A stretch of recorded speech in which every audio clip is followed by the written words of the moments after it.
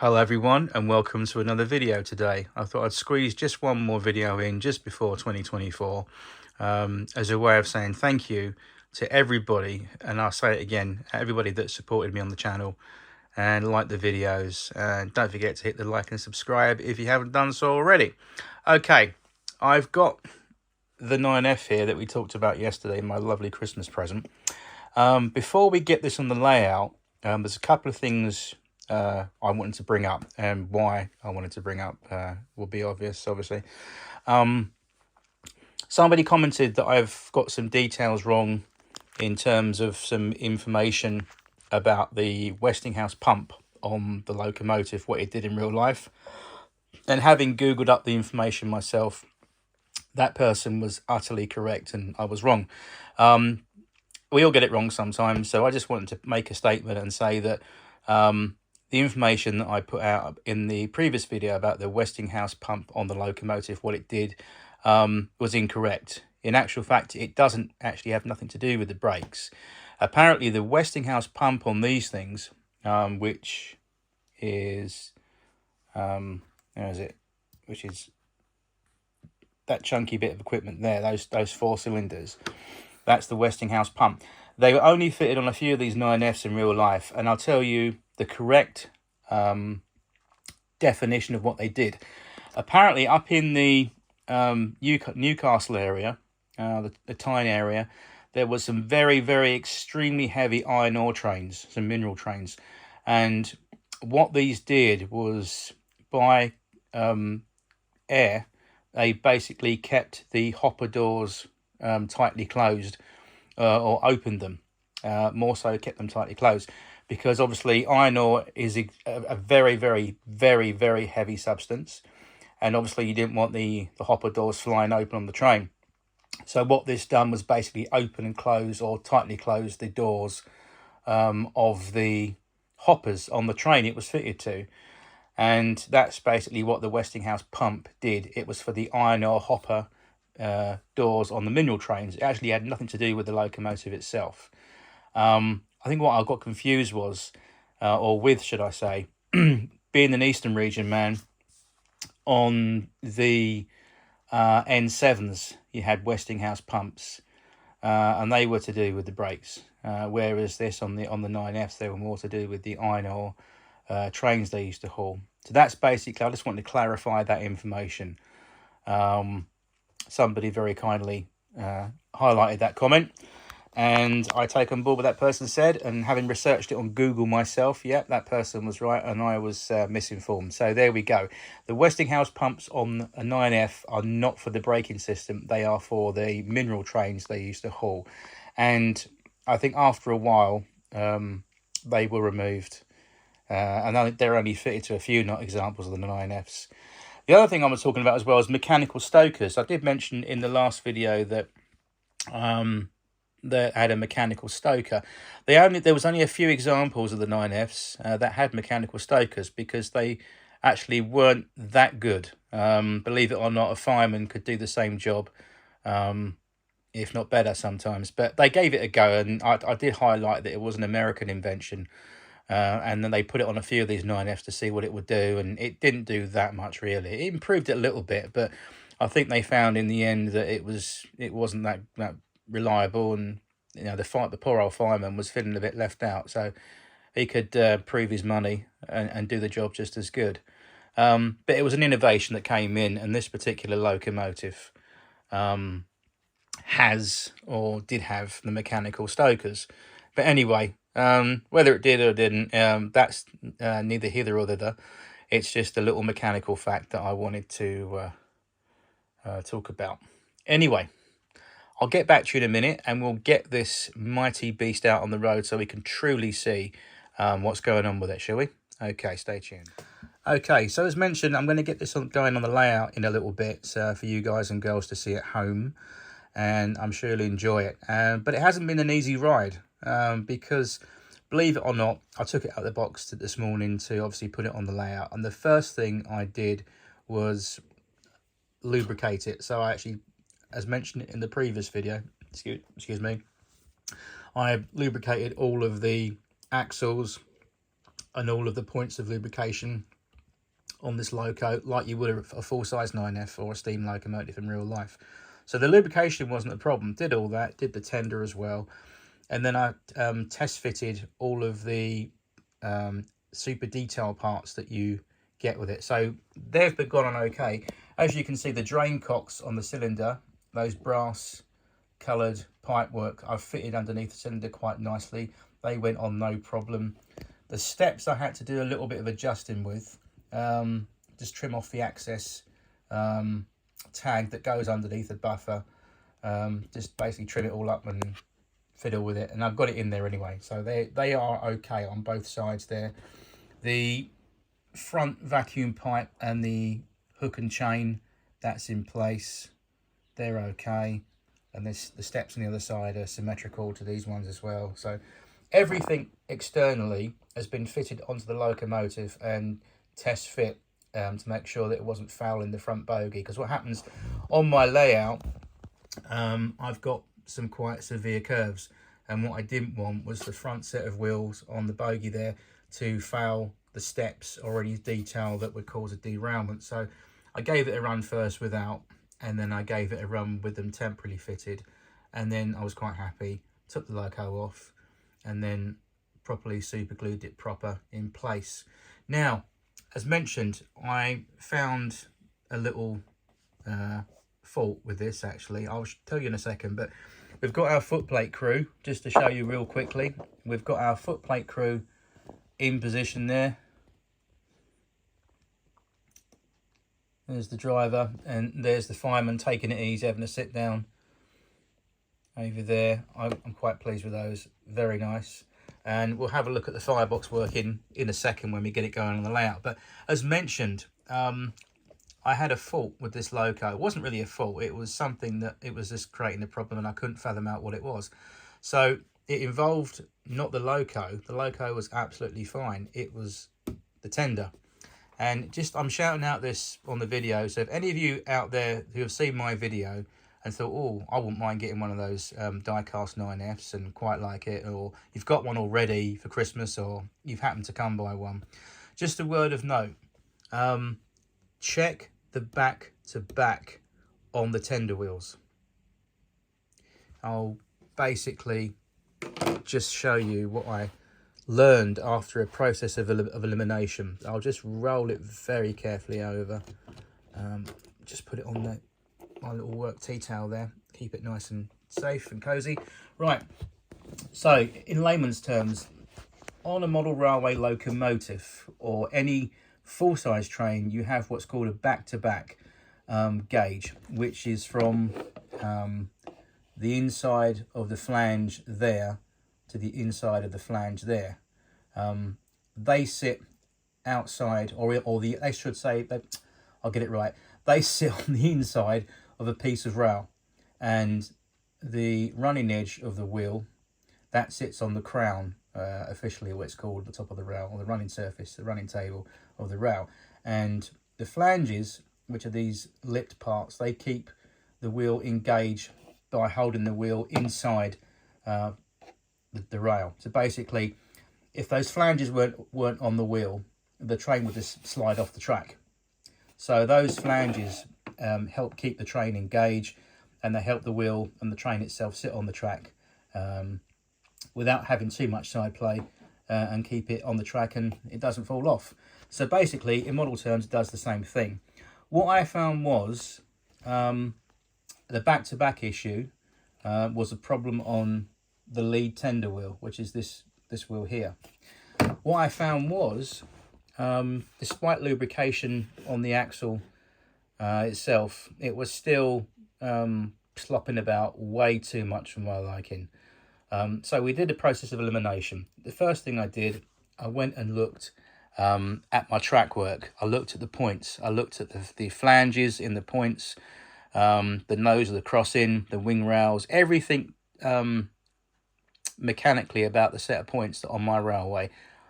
Just like I did in real life on the P-way as a patrolman, I checked over my points and made sure everything was okay. There was no ballast, nothing sitting up against the inside of the rail that was causing a derailment. You name it, I checked it. Don't have a problem with any of my other locos, apart from this today. So I thought, what is causing this? So what we did, I took the tender body off, and inside here I've super glued some lead weights, because when I took this out of the box, one thing I noticed was, and I think I mentioned it yesterday in my video, guys, was that I'll just put this right side up because it's annoying me looking that way. It should be on its feet in front of the camera, should it not? Correct, you say. Right. I'll start again. So basically, as I talked about yesterday, this is die cast. The whole loco is beautifully die cast. This is very heavy. However, this is plastic. And what I noticed was, when I actually placed it on the track and gave it a run around for the first time, what I noticed was this was extremely light. In fact, it's too light, in my opinion. It's way too light. And it was sort of slopping about all over the place way too much. And it really wasn't behaving itself as it should. So I thought, okay, what we'll do, we'll cure that. Simply took the body screws out, lifted the tender body off, and we put some small lead weights on the chassis of the tender inside, where the DCC chip is, and the space for the Sugar Cube speaker is in there, should you wish to put your own Sugar Cube sound chip in there. Plenty of space for some little lead weights. So that's what I've done. I've permanently super glued some lead weights just inside the tender chassis itself, and it's all covered up in there, so you don't know. But it's much heavier now, and it sort of half matches the ratio weight of the loco, which technically makes sense, doesn't it? I don't know why Hornby don't add a little bit more weight inside these tenders, because it would match the loco and the tender in performance. And again, the great thing about it is, if you've got any, or you shouldn't have, nobody on any model railway should have electrically loose spots or joint problems on their track. But should you have a spot where if a loco is very light, it doesn't quite pick up, or there's any kind of discrepancy, that will sort it out. Because having a little bit of weight in the tender, because all of these wheels, there's 6 in total, obviously 3 that side, 3 the other side, they've all got pickups. So added weight, more pressure on the track, more reliability. And for me personally, that's something I always keep in practice. I always make sure that a vehicle like a tender has got a little bit extra weight in there, so it hugs to the track a little bit better, and it's not prone to sort of slipping off over points and crossings, and because they do have a tendency to do that, because they're so fine scale in terms of the wheels, and because of the loco itself, or the tender in this case, is very light. I did touch on this subject in one of my previous videos, that the old Margate stuff that was made in the 1980s from Hornby, the English-made stuff, not the Chinese-made stuff, but the old sort of Triang Hornby, Hornby railways in the early to very late 1970s, all of the wheels on the wagons and locos were a lot bit more bigger. So they quite happily plod around your layout, regardless of what track setup you've got. They won't normally derail. But stuff like this is extremely fine scale these days. So you've got to have perfect track. You've got to have geometrically perfect track. You can't afford any lumps and bumps or any rough bits. It's got to be, just like the real railway, 100% smooth. So my track is 100% smooth. Never had any derailment problems since I built the layout over a year ago, funny enough. But I think some locos or some rolling stock can be prone to derailments. And the second thing I checked is the back-to-back, which again, this is why I'm going to bring this up before we do the running of this loco, just to give you a little information tip. If you don't check this already on your rolling stock or your locos, it's quite an important thing to do. You can get a little plasticky or a little brass back-to-back gauge. They're available on eBay. They're quite cheap as chips. But it's worthwhile getting one because they can measure the exact distance between the back edge of each wheel on a wagon, a coach, or a locomotive, or a tender. And that often could sometimes be the offending problem. So I found out by removing the lead wheel of this tender. I took the tender apart, as mentioned. I took out the first wheel that was a culprit, because that was the wheel that was always coming off. The middle and the last wheel, perfectly fine, behaving themselves. It was always the lead wheel. Took it out, And sure enough, the axle for some reason wasn't all the way through, so you could see the face of the axle through the axle wheel hole. It should be that it should butt up nicely to the actual wheel, so it's flush. Mine wasn't. It was slightly inwards. So sorted that out. I put a tiny bit of super glue up against the end of the other side so it wouldn't slip out. And as you'll see in a minute, she behaves herself now. So having said that, I'll stop this again. I'll get it going on the layout. We'll run it light engine first, and then we'll see what happens after that. Okay, stay tuned. Okay, so we've got the train assembled over there. We'll bring it around in a minute. What we'll do, we'll open up the signal box because nothing is oh, bollocks. Okay, so we've got the train assembled over there in the station. I'll bring it around in a minute. Before we can do a train movement, first things first, let's open up the signal box. So we need to send the code to the other signal box down the line, let them know we're open. So call of attention. Thank you. Right, we'll go 1,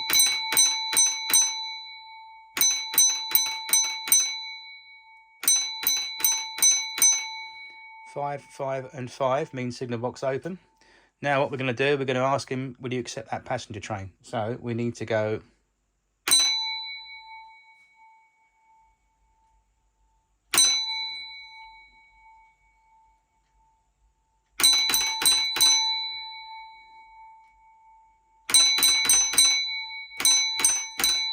4 and a 3. Line clear to home signal. Thank you very much. Bosh. Right, let's get this train away, shall we?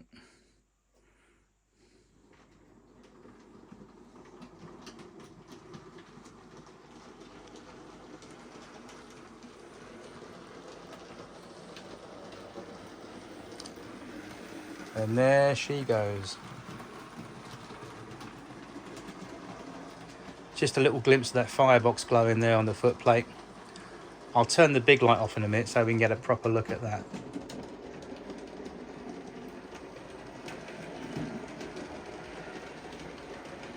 Beautiful. There she comes.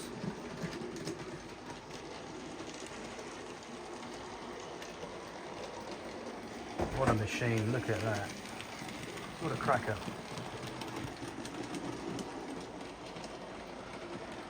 And it's hauling that little small rake of Gresley Maroon, ex-Gresley Maroon coaches, should I say.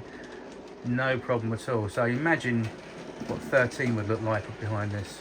It would easily do it.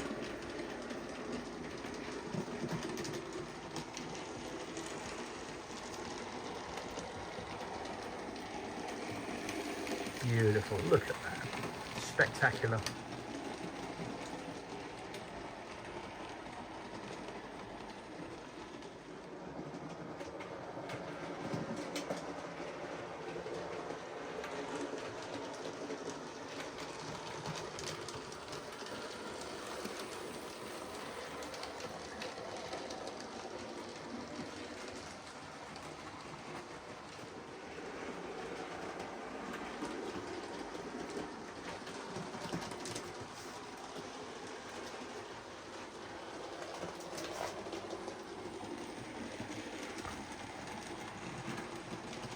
Just a little hint again of that firebox.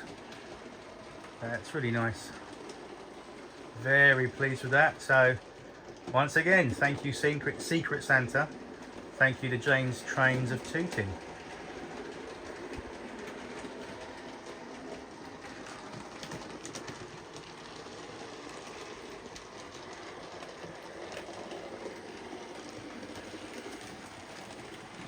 And there she goes.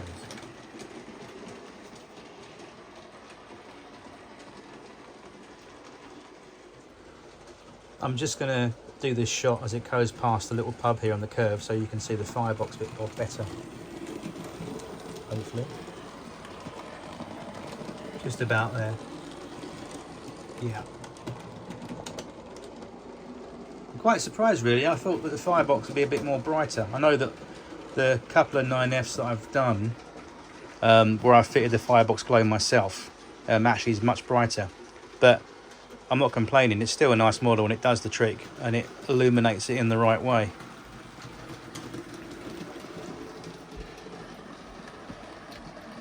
Yeah, it's there. It's definitely there, so you can't complain. I'm not complaining. I still think it's a superb model.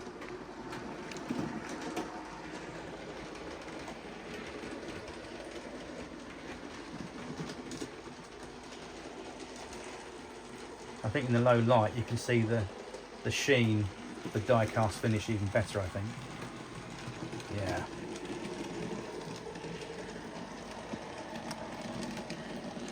Very nice. Look at that.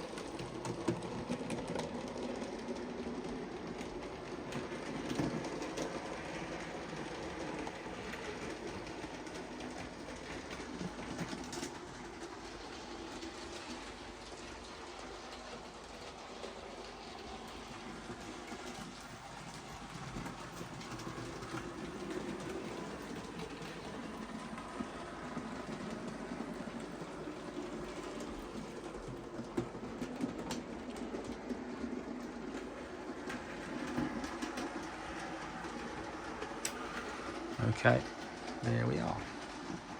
Okay, coming around on track 2, we've got something rather noisy.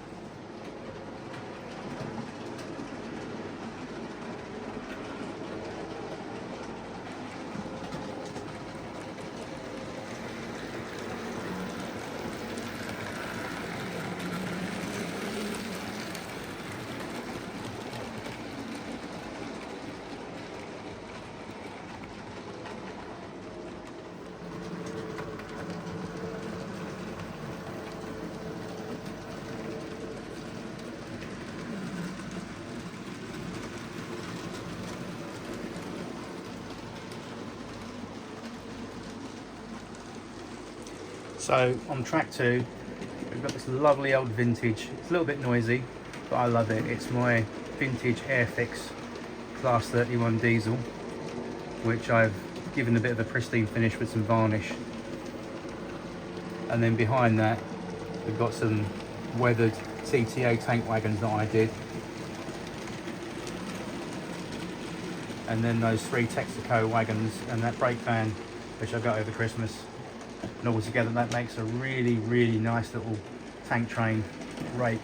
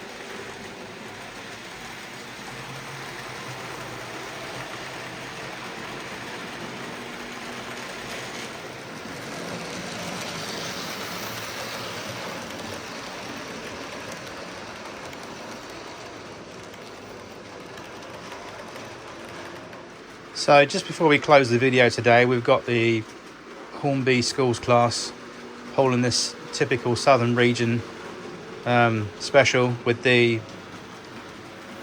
luggage coach on the front there, as you would do in prototype. Probably heading down towards Southampton, no doubt. And that lovely tank train on track 2. The 9F is in the platform in the passing loop, waiting for the line to clear for that schools to get out of the way, probably. But all in all, so far so good.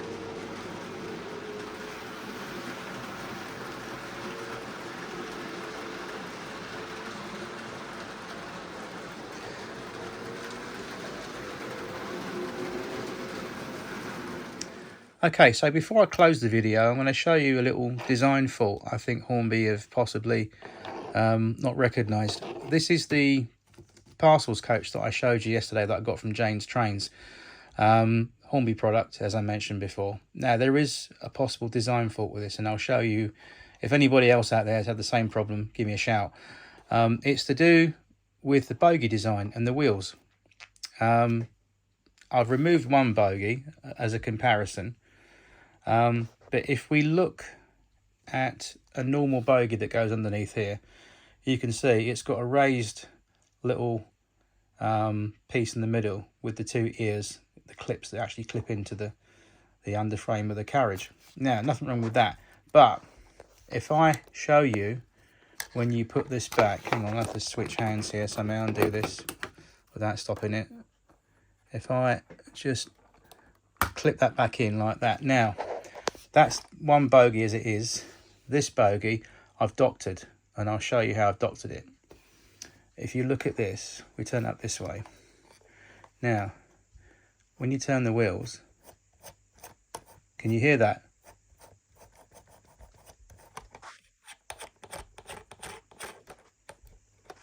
It's even worse when you turn the bogie it that way. Did you know what it is? If you can see it, it's the wheels actually scraping on the underside of the, see that? It's the wheels that are actually catching underneath, right on the chassis plate itself. There isn't enough clearance. Either the wheels, even if the wheels were a bit smaller, I think, possibly, but these are the correct wheels, I think. But basically, it's catching the chassis. There isn't enough rim clearance between the actual wheel itself and the chassis frame. Whereas here, you haven't got it so much, because I've put a little piece of card underneath there. As you can see, I've just put a little bit of card underneath there to pack out that space, so it isn't completely against that chassis frame, and it does help it a lot, actually. But with this, when it goes around my layout, it was really dragging, and it was creating drag. And if you don't believe me, if I unclip that, can you see on the camera there those little scuff marks? One there, one there. See that? That's the wheels. That's the wheels catching that. So you can see there as well. It's really poor. Very badly designed by Hornby. Either that or someone's, because I think I got this. It said new. I think it was used, but anyway, I think it was sold as new as. I'm not saying Jane's Trains are at fault, but I think if these don't look like the right wheels to me, they're a bit too big. They should be a little bit smaller. They look like, to be honest, they look like the sort of wheels you'd have on a wagon, like funny enough, a TTA tank wagon, funny enough. But these look too oversized for this bogie. I've got some Eastern region Hornby coaches, and I'm going to pinch one of the wheels off that just as a comparison, and I'll see if I'm right. Anyway, that's that. So that's what I've done so far with that in the meantime. It does help that it doesn't catch when it goes around curves so much. It's pretty freewheeling now, but that's annoying, that is, because you wouldn't have thought that. I would have never picked that up, but there you go. Just goes to show. Okay, so I just did a comparison swap. This is a bogie that I took with the smaller wheels from an Eastern region coach I've got. But if you look at the wheel profile, I'll just remove one of these bogies. I'll just pop a wheel out, and then you can see the comparison of the wheel size and what I think should go in this bogie frame. This is why God gave you fingers. Look at this, all with one hand. I'm not sure if I can get this on the camera or not to show you guys, but this is just an interesting comparison. So we've got here, this is the wheel from the Eastern region coach, all right? This is the wheel from this parcels van or coach. As you can see, it's miles bigger, isn't it? You can see the comparison of that. It's definitely bigger. It's a bigger wheel. So to me, that's a wagon wheel. Not the chocolate kind of wagon wheels, but it is much more larger that would fit, say, a wagon.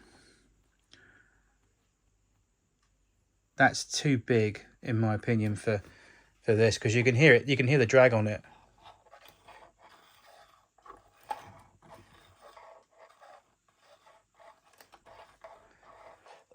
That's not the laminated piece of card you can hear.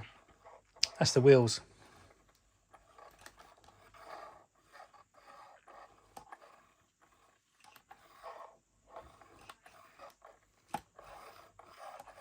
It shouldn't make that noise because these wheels are miles too big for this vehicle.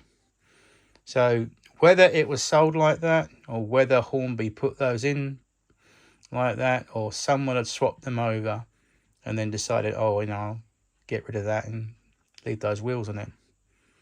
But those excuse me, those definitely, in my opinion, are not the right wheels. Because it would work maybe if you had a little bit of hollow space in this area. If this area was hollowed out and it was more of a recess in the space, you might get away with it. But even so, these are too big. They're too overscaled wheels. They need to be a bit more smaller. So I might have to now get around to ordering some of these size wheels, I think, because that's the way I think it's going to have to go. Otherwise, it just, you know, it won't work. Anyway, oh dear. Okay, here comes the official last train of 2023 on my model railway.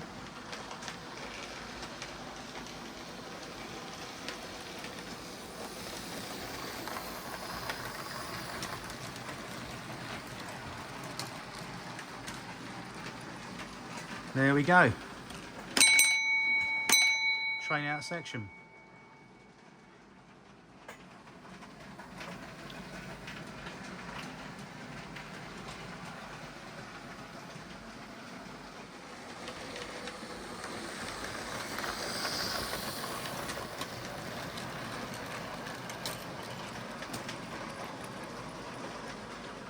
Anyway, everybody, once again, wishing you all a very happy new year and happy 2024 when it comes around next week. Hope you've had a great Christmas and I hope you have an even better 2024.